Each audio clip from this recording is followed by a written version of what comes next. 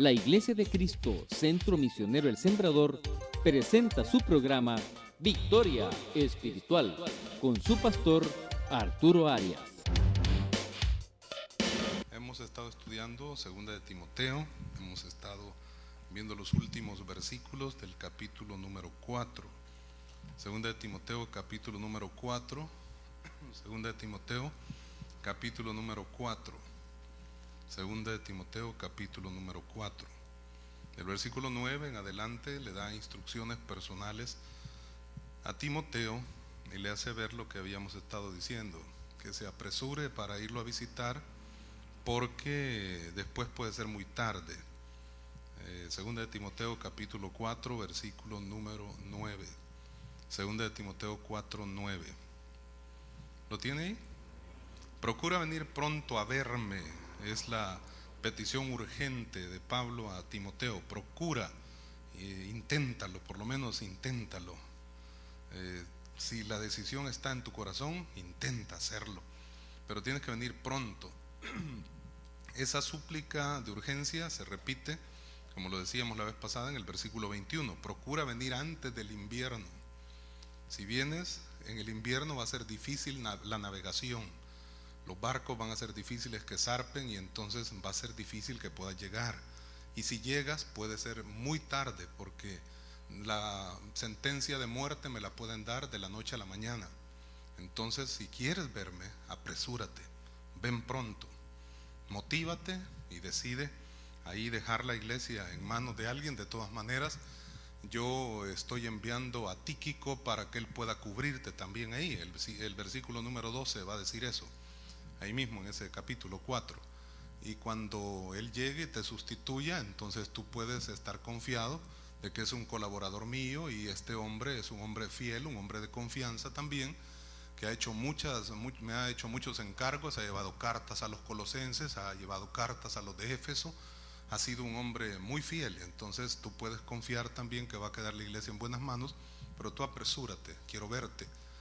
Pablo se deleitaba viendo a Timoteo, consolándose con las palabras que le decía, porque se acordaba de su fe, se acordaba de la forma como él servía. Eso lo leíamos la vez pasada, 2 de Timoteo, capítulo número 1, versículo 4. Deseando verte al acordarme de tus lágrimas para llenarme de gozo. O sea que Pablo sabía cómo Timoteo era, cómo actuaba, la forma como él oraba, la forma como él servía, y cada vez que se acordaba de él se llenaba de gozo, porque se acordaba de las lágrimas que él derramaba mientras estaba desarrollando un ministerio o un servicio. Es interesante eso, ¿no? Es interesante servir al Señor con regocijo, con gozo, y derramar lágrimas también en un momento determinado por la labor que Dios nos permite hacer. No estamos haciendo cualquier obra, estamos haciendo la obra del Señor. Esto es algo glorioso y algo especial. Ahora mira el versículo número 10. Porque Demas me ha desamparado, amando este mundo, y se ha ido a Tesalónica. Demas había sido un colaborador, compañero de Pablo en el pasado.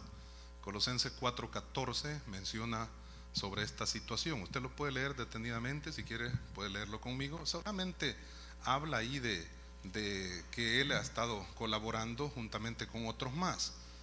Colosenses 4:14, os saluda Lucas, el médico amado, y Demas, que son las salutaciones finales que da Pablo a los de Colosas cuando les escribe la carta, y les habla de que Lucas, el médico amado, Lucas, el escritor del Evangelio de Lucas, el escritor de los Hechos, es ese mismo, el médico amado, y Demas os saludan. Entonces Demas había sido un colaborador. Filemón, en el versículo 24, habla también de los saludos que le envía a Filemón cuando le escribe la carta. Solo tiene un capítulo, la carta de Filemón. Entonces el versículo 24 habla también de que manda saludos de parte de Demas también. Este hombre había trabajado con Pablo, pero dice que le había desamparado, se había apartado de él porque había amado al mundo, es lo que dice ahí.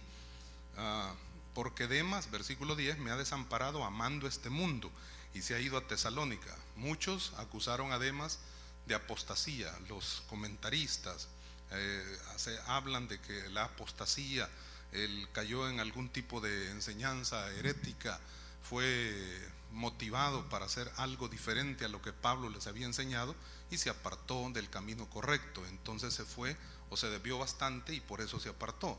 puede ser que cuando fue a Tesalónica haya ido a atender algún negocio de mucha importancia para él, entonces prefirió las cosas materiales que las cosas espirituales. Nadie dice que no hay que interesarse por las cosas materiales, nadie dice que no se puede tener un trabajo, nadie dice que no se puede tener un estudio. Hay que hacerlo, hay que prepararse, hay que estar dispuesto a hacer todas las cosas, de acuerdo que sí, pero hay que darle el lugar que le corresponde al Señor también. Y el Señor, la prioridad para nosotros debe ser la prioridad uno. Jesús en nosotros es la esperanza de gloria. Si Jesús en nosotros es la esperanza de gloria, no es el trabajo, entonces no es el estudio, es Jesús o Cristo en nosotros la esperanza de gloria. Por tanto, entonces debemos darle el primer lugar, o el lugar correcto, el lugar que le corresponde. ¿De quién es la imagen que está ahí en esa moneda?, preguntó Jesús en una oportunidad. De César, le dijeron. Entonces den a César lo que es de César. Al emperador romano denle lo que tienen que darle, pues, pero a Dios denle lo que es de Dios. Entonces al emperador romano, si hay que someterse a las autoridades y a las leyes, sométanse, pero a Dios denle adoración, ríndanle tributo y loor. A César le decían: César, te saludamos, ave César, los que van a morir te saludan, y se postraban delante de él porque consideraban a César un dios. Creían que César o él se había autonombrado, autonominado Dios, y la gente creía que así era. Entonces esta situación debemos nosotros entenderla. Usted como iglesia del Señor la comprende, pero otros no. Y si este que estaba dentro del equipo misionero de Pablo, Demas, un hombre que estaba aprendiendo los conceptos espirituales, viendo el ejemplo de un siervo tremendo de Dios, este se apartó por A o por B razones, sea por atender un negocio, sea porque buscaba bienestar y seguridad ante la amenaza de la persecución o la destrucción, o que los podían apresar, igual que habían apresado a Pablo ahí en Roma. Entonces a lo mejor por eso se fue también, porque tuvo temor, porque tuvo miedo. Cualquiera podemos tambalear, cualquiera podemos flaquear, cualquiera podemos temblar ante situaciones difíciles. Eso es así, pues. A veces creemos que somos el non plus ultra de la fortaleza, como digo yo, pues a veces creemos que podemos hacerlas de todas. Sin embargo, nos damos cuenta al final que una pequeña cosa nos puede estorbar y nos puede hacer flaquear y nos puede hacer tambalearnos. Entonces Demas se apartó por una u otra cosa, porque cayó en apostasía, porque fue a atender un negocio, porque consideró otras cosas más importantes en la ciudad de Tesalónica, o porque estaba huyendo debido a que creía que lo iban a apresar y él quería bienestar y seguridad para su vida. Por eso se fue de todas maneras. Ahora mire, al final del versículo 10 dice: Crescente fue a Galacia, seguramente encomendado por Pablo para realizar una misión también importante, porque fue a Galacia. Si él dice fue o está en camino de Galacia, está encomendándosele una labor que Pablo a lo mejor no pudo realizar porque estaba prisionero, pero este sí podía hacerlo. No dice que se apartó para irse al mundo, no dice que fue a atender negocios, no dice que fue a hacer cosas personales, sino que va camino a Galacia. Y Tito a Dalmacia. Entonces Tito seguramente también parte para ir a otra misión a Dalmacia. Entonces la parte sur de la península de Ilírico. Entonces ahí es donde está Tito, o va a ir Tito, otro de sus hijos en la fe. De hecho a Tito, ahí está en la palabra, ¿verdad?, una carta que le envía también a él para darle alguna motivación, y es una carta ministerial también parecida a la de Timoteo, donde le hace ver los derechos, los deberes, la forma como debe de conducirse dentro de la iglesia, cómo debe de actuar para que le vaya bien. Ahora vea el versículo 11. No hay muchas cosas que tal vez mencionar. Tal vez podemos hablar de la forma como ellos sirvieron. Todos estos eran del equipo misionero de Pablo. Unos de una manera, otros de otra forma, servían al lado del apóstol. Unos mientras él estaba prisionero, otros estuvieron con él mientras él realizaba sus viajes misioneros. Desarrollaron una labor, los conoció, los dejó instalados en cierto lugar para que establecieran ancianos, los enviaba para que pudieran supervisar las iglesias, a ver cómo estaban. Diferentes cosas cada uno de ellos hacía, y estaba él contento de que estuvieran cerca para poderlo apoyar, para poderle ayudar. Sin embargo, mientras estaba prisionero, él también desde la cárcel le envían mensajes de otro tipo. Qué interesante que fueran mensajes así los que se enviaran ahora en día. Mira, anda a predicar el evangelio, mira, conseguiste el celular para ir a hablarle del Señor al otro, mira, a mandarle este mensaje. Pero ahora otro tipo de mensajes son los que se envían, por lo menos es lo que dicen los que saben, ¿no? Sin embargo, acá es lo que se mira, pues. Pero en medio de que ellos él podía estar preso, los otros estaban libres y estaban predicando el evangelio y estaban queriendo, amando siempre al apóstol y apreciando toda la obra que él había realizado. Ahora el versículo 11 dice: solo Lucas está conmigo. Lucas es el médico, amado. Lucas es el escritor del Evangelio de Lucas. Era un griego. Lucas no fue del equipo apostólico. Lucas no fue de los 12 apóstoles. Recuerda eso, es interesante. Lucas no fue así. Lucas escribe también el Evangelio, se lo manda a explicar también el libro de los Hechos a un señor que le dice: así como te dije en el primer tratado, oh excelentísimo Teófilo, le dice al principio del libro de los Hechos a este señor Teófilo, Teodiófilo, filia, amigo de Dios, quiere decir ese nombre. Le explica estas partes de la escritura o de la palabra del Señor. Era un médico excelente. El griego en que escribe él, por ser griego, es un griego excelente también. Era un hombre muy culto, muy preparado. Pero él estaba con Pablo, dice ahí: solo Lucas está conmigo. Ahora mire lo interesante de esto. Interesante porque la soledad que Pablo sentía se suavizaba en parte por la presencia de uno de los más fieles amigos que él tenía. Uno era este médico amado, Lucas, uno de sus fieles amigos. Pero otra cosa bien interesante de este versículo es que después de decirle: solo Lucas está conmigo para ayudarme, para consolarme, para darme alguna palabra de aliento, para orar por mí, qué sé yo, para cuántas cosas podía servirle el médico. Mire, dice el versículo, siempre en el versículo 11, después de esa expresión: solo Lucas está conmigo, dice: toma a Marcos y tráele contigo, porque me es útil para el ministerio. Y esa expresión de los labios de Pablo, en la mente y el corazón de Pablo, es una expresión de gloria, de victoria definitivamente, y de reivindicación para este muchacho, para este Marcos, este Juan Marcos. Este es el escritor del Evangelio de Marcos. Este es el muchacho que él menciona en su Evangelio, diciendo que cuando estaban allá en el aposento, la mamá de él era la dueña del lugar donde se reunieron para participar de la cena en un momento determinado, y cantaron el himno y después salieron. Y cuando salieron y apresaron a Jesús, dice la escritura que un muchacho envuelto en una sábana iba detrás de ellos. Ustedes recordar esa expresión o ese pasaje. Ese muchacho desnudo, envuelto en una sábana, no le quedó tiempo con seguridad de vestirse porque salieron rápido y entonces se fueron. Y él quería estar cerca y quería ver qué es lo que sucedía, y se fue. Y allá lo detuvieron y le quitaron hasta los sábanas y salió en pelota corriendo, ¿no?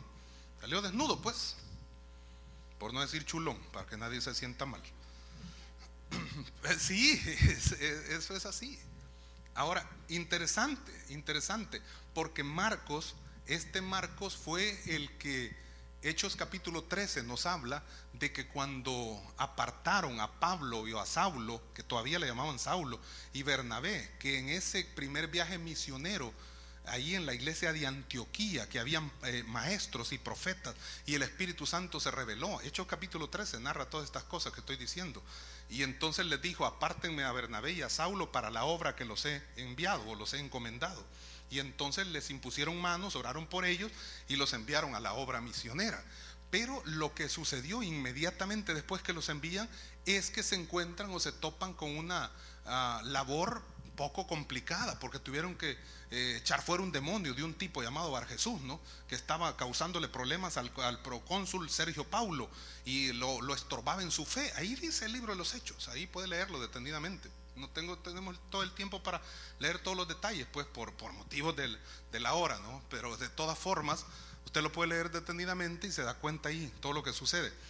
Y entonces, como esa situación se puso muy, muy difícil, y entonces lo vio así a los ojos y le dijo: hijo del diablo, lleno de mentira y de maldad, y lo reprendió al diablo. Y entonces todas esas cosas seguramente impactaron la vida de Marcos. Marcos era sobrino de Bernabé, y Bernabé, queriéndolo incluir o incorporar en el ministerio, se lo llevó con ellos y le dijo al otro: mira, vamos a llevar a mi sobrino, este es de arranque, este es de empuje, este es joven y nos va a ayudar.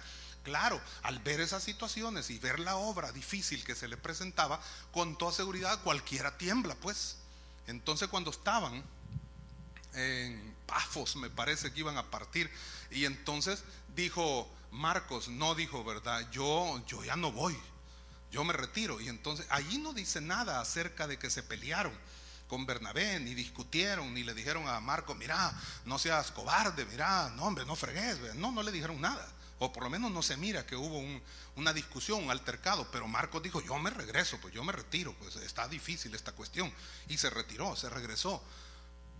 Y después de todo eso, cuando ya terminan su viaje misionero y van a desarrollar el segundo viaje misionero, entonces Bernabé dice a Pablo, ahora ya no era Bernabé y Saulo, ahora era Pablo y Bernabé en el segundo viaje misionero. Pablo o Saulo había cambiado su nombre, bueno, del principio el Señor se lo cambia pues, pero Saulo significa pedido, y eso me parece que tipifica o hace pensar en orgullo, pues hace pensar en algo grande, en algo gigantesco, en algo glorioso. Pero Pablo significa pequeño o pequeñito, como quien dice, pues yo te quiero hacer ver que esa grandeza que tú crees tener no eres nada delante de mí, porque yo soy el grande y todopoderoso. Por lo tanto, Saulo tuvo que someterse, ser cambiado a Pablo, y Pablo fue llamado el apóstol para los gentiles o de los gentiles. Ahora en el segundo viaje misionero es Pablo y Bernabé, pero dice la escritura que después en ese viaje misionero, allá en Hechos capítulo 15, cuando van a desarrollar ese viaje misionero, entonces Bernabé le dice a Pablo, mira Pablo, vamos a llevar otra vez a Juan Marcos. Y entonces ahí sí hay discusión, y Pablo le dice, no, ¿cómo lo vamos a llevar? Si fue un cobarde, se regresó, que no te diste cuenta que le temblaban las canillas, que no te diste cuenta cómo las rodillas le temblaban, ¿verdad? Cómo chocaba rodilla contra rodilla, no te diste cuenta. No hombre, no lo llevemos, ese niño se nos vuelve a venir. No. Y es que sabe una cosa interesante de todo esto, hermano, es que a veces suceden como abortos espirituales, me parece a mí, porque quemamos a la gente antes del tiempo. Y como la quemamos y la lanzamos así de un solo, dale papá, y es que no sea payú, dale. Y claro que a uno lo hicieron así, pero en última instancia no todos son así, y no todos somos iguales, y no todos aguantan el ácido, y no todos quiebran su molde. Porque tú has de quebrar el molde, pues. Y a veces uno tiene muchas liturgias que seguir, y muchos programas aquí mentales que desarrollar. Y si no se desarrolla así, no sirve. Hermano, así sucede. Y le voy a poner el ejemplo más claro. Mire, si no hay oración, si no hay lectura de la palabra, si no hay una predicación, si no hay canto, si no hay todo pues dentro del culto, entonces uno dice, no sirvió, faltó algo. Porque tal vez no nos dimos cuenta la forma como Dios nos habló a través de los dones espirituales. Tal vez no nos dimos cuenta. ¿Qué es lo que dijo usted, hermano? Ahora, pues se me fue el tiempo, dijo, ¿verdad? No cantó júbilo, ¿verdad? Y entonces me fue ¿por qué? Porque Dios hace lo que quiere hacer, y Dios lo hace como Él quiere hacerlo. Entonces, pero si no, no, le faltó al hermano. No cantó con júbilo. Yo quería cantar, alabaré, aunque sea. No funciona, no sirve, no funciona. No es que no sirvió. La gloria de Dios se movió. Era el propósito de Dios así. Era motivarnos a la consagración, era motivarnos a doblegarnos más en su presencia. Qué sé yo lo que Dios quería hacer en cada vida, pues. En la vida del varón una cosa, en la vida de la hermana otra cosa, en la vida de este que les habla otra cosa, en la vida de cada uno cosas diferentes. Pero de estar expectantes, de estar preparados, de estar listos, de estar dispuestos y romper el molde. Recuerde, a través de Moisés no entraron a la tierra prometida, pero Moisés era el caudillo, y Moisés es el que los liberó Dios con mano poderosa de Egipto, pero Moisés era el líder, ¿no? Pero Moisés habla de ley, y eso habla de legalismo. Y a través de la ley no entramos a nada, y nosotros no podemos cumplir la ley. Cristo la cumplió por nosotros. Cristo es el fin de la ley, dice la Biblia. El fin de la ley es Cristo, y Cristo la cumplió por nosotros, pues. Entonces ahora vivimos bajo la gracia. El pueblo de Israel entró a la tierra prometida a través de Josué, o por medio de Josué. Él lo guió, y Josué significa Yoshua, o Josué significa salvación. Yeshua, pues. Y Jesús es Yeshua, salvación, salvador. Por lo tanto, entonces nosotros debemos de muchas veces romper esos esquemas. Y a veces pues no funcionaban las cosas. Y entonces Pablo dice, no, ¿cómo vas a creer? No, he volado un nombre, no.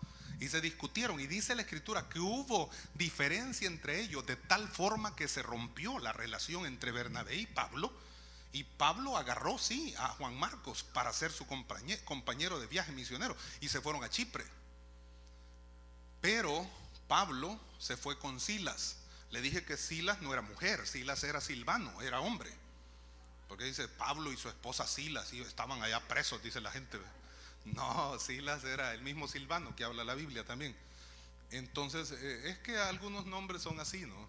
El nombre, pues por ejemplo Pedro, vaya, Pedro a veces aparece con el nombre de Cefas, pero a Pedro el Señor le dijo Simón, le dijo, ¿verdad?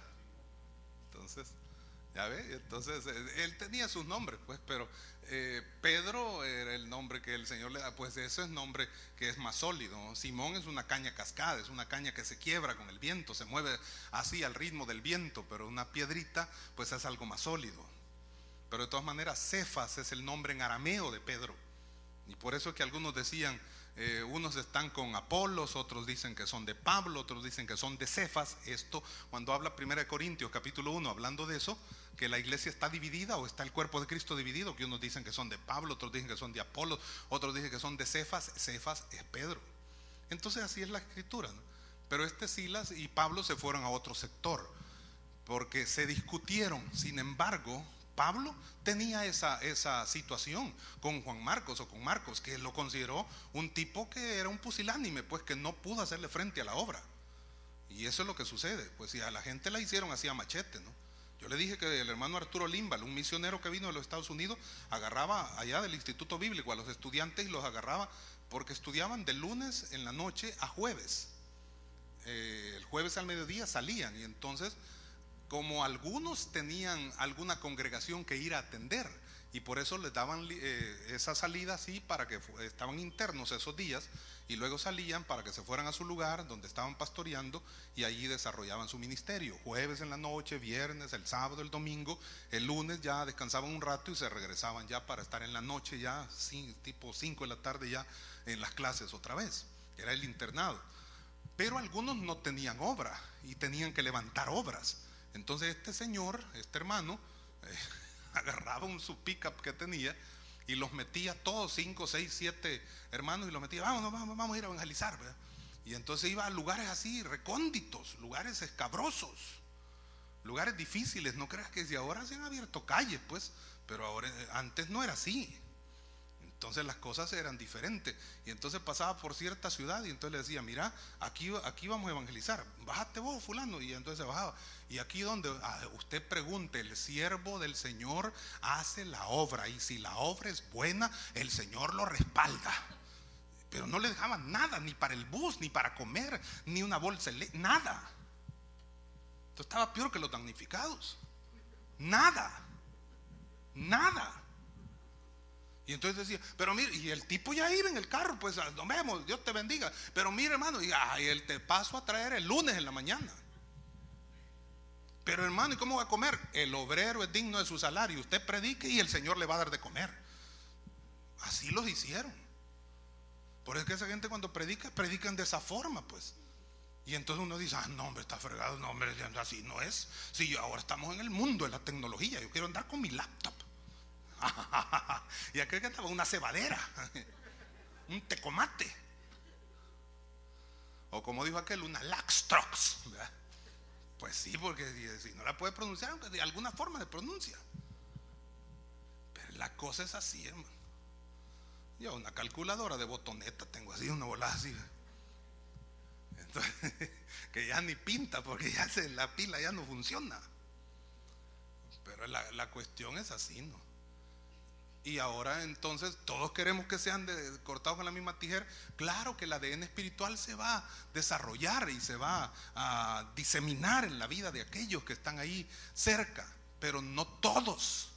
Fíjese que entre los dos, Jesús llamó a cuantos él quiso, pero dice la escritura, y eso dice la Biblia, Jesús llamó a los que quiso, pero escogió a 12.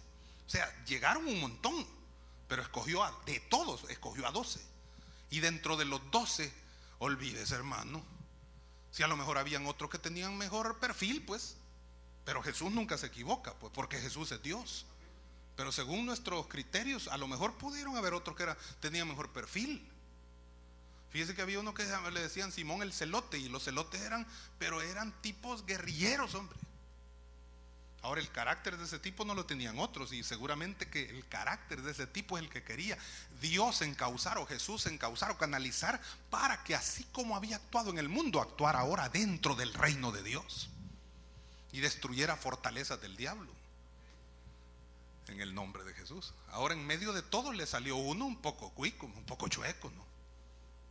Le salió Judas, raro, ¿no? Entonces, sí, es así. No en todos cuaja. Y Jesús no se equivoca, pero en medio de todo hay gente que decide otras cosas, ¿no? Hay gente que decidimos hacerlo diferente. Hay gente que decidimos no romper los esquemas, no romper los moldes, y por eso las cosas no funcionan. Ahora Pablo decir esto, toma a Marcos, versículo 11, y tráele contigo, porque me es útil para el ministerio. Después que había dicho que no lo llevaran, porque era una desgracia. Y aunque no dice así la Biblia, pues, pero eso es lo que Pablo pensó. Cuando llegue al cielo, pregúnteselo, y le voy a decir que así es. Es que así era la cuestión. El tipo no quería nada con este personaje, porque era un cipote, era un mocoso para él, no funcionaba, era un cobarde y no sirvió. Y si no la hace en una obra, no la va a hacer nunca. Y oiga, esos son los conceptos que se tiene ahora en día. Yo he oído ese tipo de conceptos. Si no la hiciste aquí, papá, no la vas a hacer en ningún lado. Y maldicen a la gente, hombre, y la destruimos, pues. ¿Sabe usted que a un hermano que yo recuerdo su nombre, Mauricio se llama él, pues no sé dónde estará, pero lo mandamos un día a mí me tocaba coordinar ciertas iglesias, y entonces lo mandamos a una iglesia de copastor, y cuando lo mandamos de ahí, pues lo fuimos a instalar y todo bonito, pues, y el pastor lo recibió muy amable, hasta pues los hermanos felices. Y un día le dice: hermano, hoy va a ser su debut. Eso fue lo que él llegó a contarlo llorando el hombre. Hoy va a ser su debut, le dijo, de predicador aquí en la iglesia. Entonces él: ¿cuándo, hermano? Hoy, el domingo va a predicar usted, hermanito, ¿verdad? Gloria al Señor. Y el hombre pasó en ayuno, pasó orando y pasó allá, pero feliz, ¿verdad? Contento, preparando 10 mensajes y no sabía cuál. Leyó la Biblia, pero olvídese, en una semana se la leyó. Y la cosa es que se fue a sentar en la primera fila ahí. Bancas tenía ese templo, allá del lado de Soyapango, y se fue a sentar ahí. Y estaba con su saquito, yo no sé si lo alquiló en Anthony Josué, no sé dónde fue, pero la cosa es que estaba feliz el hombre, ¿verdad? Porque iba a predicar. ¿Y quién no? Pues le tiemblan las canillas, está sudando helado, está con problemas, pero está feliz porque Dios le ha dado un privilegio. Y a la hora de las horas empieza el culto, y el hombrecito leía la Biblia y oraba: aleluya, Padre. Me veía su bosquejo, lo seguía estudiando y seguía el culto. Y seguía el culto, y el culto, pues, y el tiempo, y el tipo con su relojito, y bueno, y nunca lo pasaban, y canto, y oración, y un testimonio, y aquí no sé qué, y vamos a presentar no sé cuánto. Y por último dice: y ahora, hermano, ya no nos queda mucho tiempo para la prédica, pero ahora queremos. Y el tipo pero ahí, mire, hasta se para y dicen: ahora viene fulano de tal, y pasan a otro a predicar. Y el otro está ya paradito, ya casi dando el paso. Hermano, eso fue una maldad. Ese tipo se hundió ahí en la banca. Ese tipo ya no quería ni vivir, pues. Y cuando llegó a la oficina a hablar conmigo, con un lazo iba allá. El tipo se quería morir, hombre. ¿Y quién no? Se sentía pero mal ese hombre. Y cree, para levantarle el ánimo a ese tipo, para que la cosa cambiara, para que él entendiera, para que perdonara. Hermano, esto fue complicado. Y peor que antes no hablábamos con este vocabulario, ni teníamos ese tipo de ministraciones para el alma, para que Dios cambiara, para nada. Hablábamos de que perdonar era olvidar, esa era la filosofía. Pero si usted no olvida, entonces no ha perdonado. Aleluya. Y entonces, no, hombre, hermano, ya no decían ni aleluya, sino aleluya. Salud, le decía el otro. No, hombre, hermano. Sí, esa era verdad. Entonces no es así. Las cosas son diferentes muchas veces. Entonces no había ese tipo de oportunidades de decir, mira, para perdonar, recordá con paz lo que te hicieron, hombre. Recordá con amor, hombre. Si no se te va a olvidar, hombre. No te va a olvidar que quedaste ahí así quedaste ya con la Biblia ya para darte el paso ya, que en cámara lenta. No se te va a olvidar jamás. ¿Y cómo se te va a olvidar si a no ser que te hagan una lobotomía? No se te va a olvidar, pues. Lo vas a recordar, pero que lo recordes diferente. Y que al tipo ese enano que era el pastor lo ames y no lo querrás pescociar, porque el tipo ya no quiso volver a la iglesia, se retiró y era el copastor que acabamos de instalar. Una semana antes lo habíamos ido a instalar. Una semana duró su ministerio, imagínate. Y después el tipo se pervirtió. Bueno, olvídese, hermano, una serie de cosas difíciles. Por eso le digo, no sé dónde andará. Si está con vida, no lo sé. Pero de todas formas, es complicado. Sí, se estabilizó al final, pero fue difícil. Pero después ya no supe más de él. Así como aquel canto, se fue Manuel, no se supo más de él. Dicen que lo vieron en el parque Cuscatlán, lustrando unos zapatos, lustrando por 90 centavos de Colón. Es una canción del dúo Esperanza, hombre.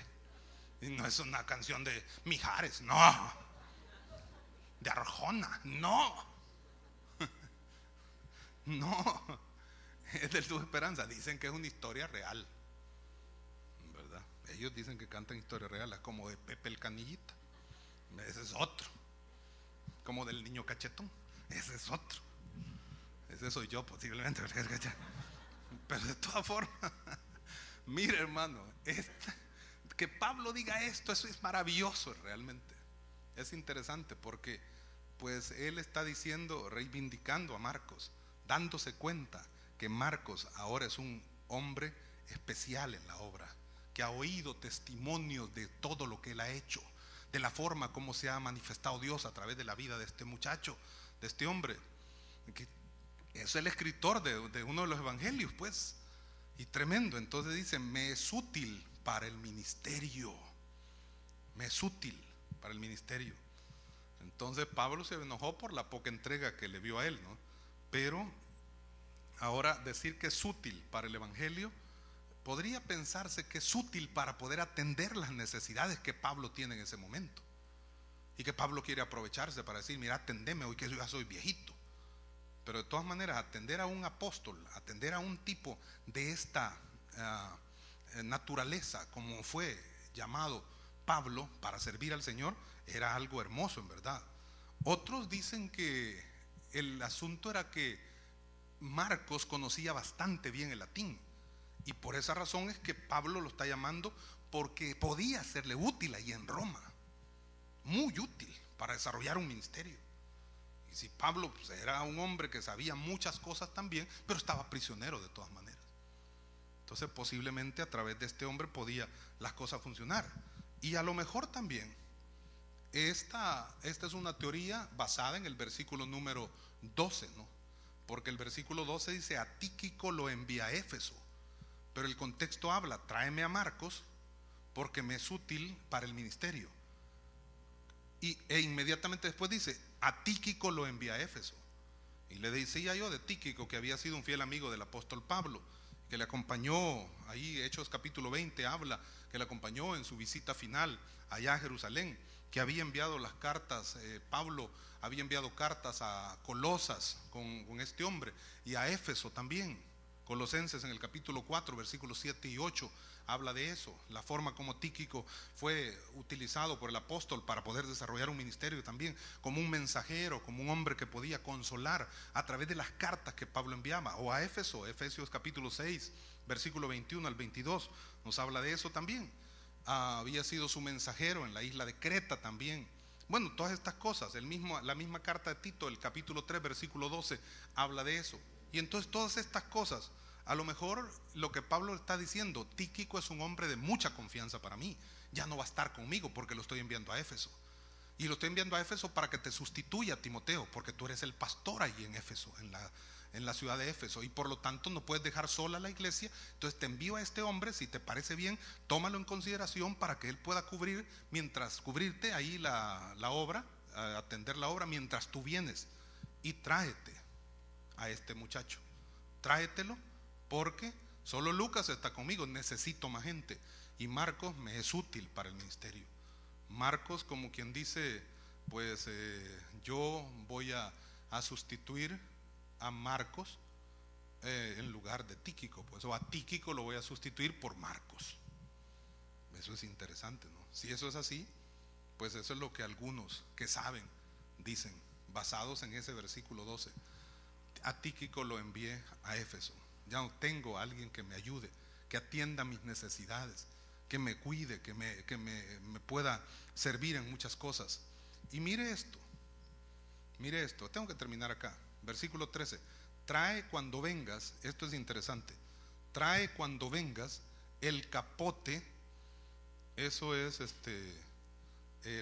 como una capa, un suéter, llamémosle así, un gabán, gabanes grandes que usaban, eran así como los suéteres de aquella época, ¿no? Gabanes, como las gabardinas, pues, con grandes faldones así. Entonces, en época de invierno, acuérdate que le está diciendo, procura venir antes del invierno. A lo mejor es el único lugar, el único abrigo, el único atuendo un poco más o menos grueso, poco más o menos calientito que podía tener, y no lo tenía ahí en la prisión, ni se lo iban a dar. Entonces él le dice, tráete el capote. Eso no es que quedó capote, no, tráete el capote, ¿verdad? Entonces que dejé en Troas en casa de Carpo. Y oiga esto, y los libros, mayormente los pergaminos, tráete el manto o el gabán, el suéter. Eso implica que el invierno estaba próximo, ¿no?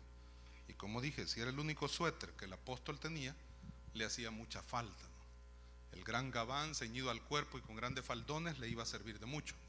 Lo había dejado ahí en la casa de ese señor llamado Carpo. Ahora, cuando le dice, y los libros, mayormente los pergaminos, esto también indica que esos pergaminos eran indispensables en el ministerio del apóstol Pablo. A lo mejor eran una pequeña biblioteca que Pablo siempre llevaba con él, tenía consigo para poder averiguar cosas, para poder leer, para poder sacar información, qué sé yo. Todos estos libros él los necesitaba. Tráetelos, por favor. Los libros, mayormente los pergaminos, hechos de papiro, que era el material común y corriente o el más utilizado. Los pergaminos más caros eran hechos de pieles de cabra, se limpiaba el vellón, el cuero, y entonces ahí se escribía después.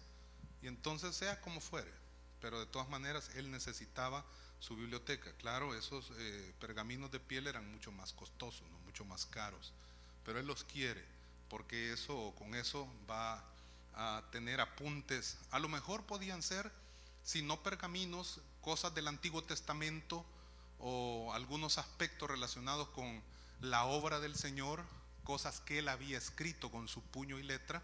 A lo mejor en un momento dado no era él el que escribía cartas también. Por ejemplo, Romanos dice, yo Tercio escribí la epístola.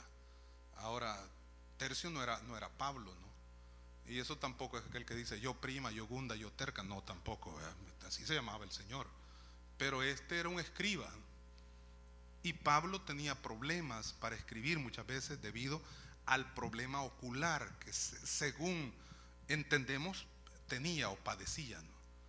Que era ese el famoso aguijón de la carne al cual se refiere él, que dicen algunos que tenía hasta problemas de epilepsia y otro tipo de cuestiones más. La gran mayoría piensa, por algunas cosas que dice, como eso, que escribe con grandes letras. Eso puede indicar que está escribiéndole como mencionándolo así, acentuando las cosas que les quiere decir para que la gente lo entienda de mejor manera, recalcándolo, subrayándoselo para que la gente entienda, o poniéndolo entre comillas. Esto es lo más importante de todo lo que le estoy diciendo. pero mirad con cuán grandes letras os escribo. Parecería, según dicen los que saben, que él está escribiendo muy grande porque a él le cuesta ver. Él habla en una oportunidad que le dice: yo sé que ustedes, no sé si a los filipenses, me parece que es que le dice, pero de todas maneras en un momento dado le dice: ustedes, yo sé que hubieran podido sacarse sus ojos para dármelos a mí. Podría indicar otras cosas eso también, como quien dice: ustedes ponen su vida por mí porque saben que desarrollo un ministerio para la gloria de Dios, y ustedes creen que así es y se dan cuenta que eso es verdad. Pero por el otro lado, dicen los que saben, repito esa expresión, que lo que está diciendo es: señores, a mí me cuesta ver, tengo problemas, y yo sé que ustedes, si pudieran hacerme un trasplante de córnea o de ojos, ustedes me darían los suyos para que yo pudiera ver y desarrollar o seguir desarrollando mi ministerio para la gloria de Dios, porque es valioso. Pero sea como sea, a veces otros le escribieron, a veces él dictó, porque no tenía la oportunidad de escribir a lo mejor él, o porque a lo mejor tenía algún problema ocular, una oftalmía, que es lo que dicen la mayoría que podía estar teniendo. Pero esto a lo mejor pudo haber sido cosas que él escribió también y que le estaban sirviendo, le iban a hacer mucha falta. Si eran manuscritos del Antiguo Testamento, pues podrían ser, pero podrían ser cosas que él había escrito también y que podían ayudarle para desarrollar o seguir desarrollando el ministerio que Dios le había encomendado. Hay muchas cosas más. Después habla de Alejandro, que era un calderero, que podría referirse al de que habla Timoteo también allí, en el capítulo 1, según de Timoteo, o puede ser el que habla del libro de los Hechos también, que allá en Éfeso, cuando gritaban grandes Diana de los Efesios, Alejandro quiso hablar en favor de Pablo, pues, cuando lo estaban apresando, y supuestamente era alguien que estaba dentro de la obra. Pero otros mencionan que en la época que Pablo escribe, ese nombre Alejandro era un nombre muy común. Así como, ¿qué nombres son muy comunes? Pues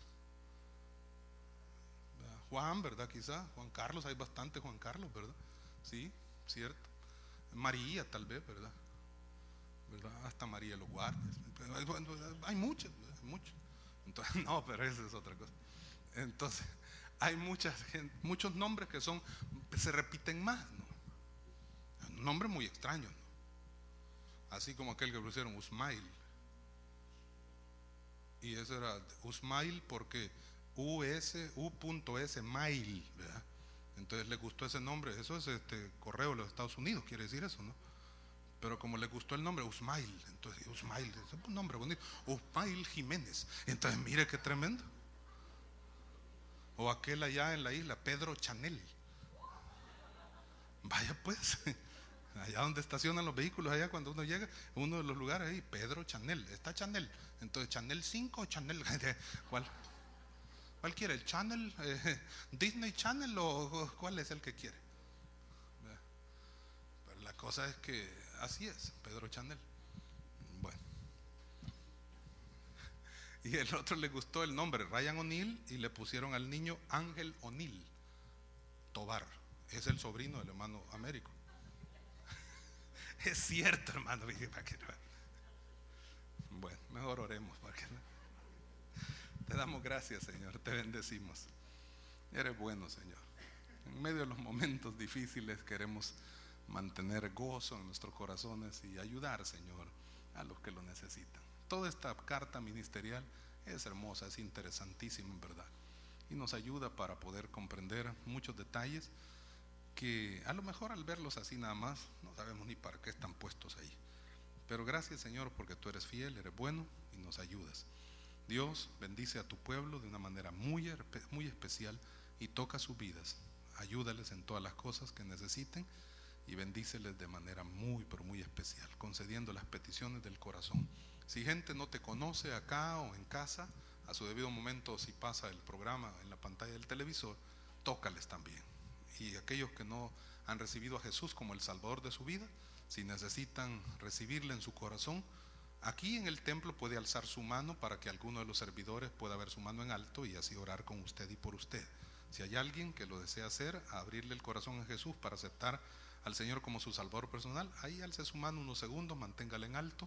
Y si en casa usted desea hacerlo, haga una oración de fe y ahí puede usted recibir a Jesús como el Salvador de su vida. Dígalo de esta forma: Señor Jesús, te recibo como mi Salvador personal, te entrego mi alma y mi corazón para que tú lo limpies de todo pecado y de toda maldad. que desde este día tú me ayudes para poder serte fiel. Y gracias, Señor, porque ahora soy parte de tu familia. Tú eres mi Dios y yo soy tu hijo. En el nombre de Jesús. Amén y amén. Si usted ha orado de esa manera, usted se ha convertido en un hijo de Dios.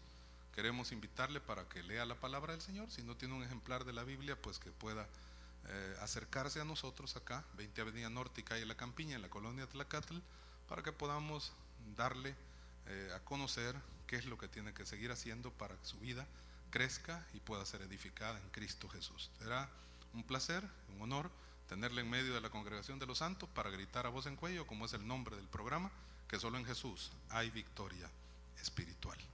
Alabado sea el nombre del Señor. Que Dios le siga bendiciendo. Es nuestro deseo y oración. A su nombre sea la gloria. Amén. Esperando que este mensaje haya sido de bendición, lo animamos a que nos acompañe los días martes a las 6 de la tarde al culto de oración. Los días jueves, estudio bíblico a las 6 p.m. Los días sábados con el Ministerio Juvenil a las 3 de la tarde. Los días domingos, para su comodidad, el servicio se divide en 3 horarios: 8 de la mañana, 11 a.m. y 4 de la tarde. Lo invitamos a que nos acompañe en cualquiera de estos horarios y así compartir juntos la palabra de Dios. Que Dios bendiga ricamente sus vidas.